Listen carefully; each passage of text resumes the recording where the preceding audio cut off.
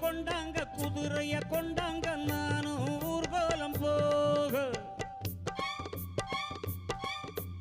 யானைய கொண்டாங்க குதிரைய கொண்டாங்க நானும் ஊர்கோலம் போக வாழ தென்ன மாவில எல்லாம் தொங்கணும் தோரணமாக ஏண்டாடு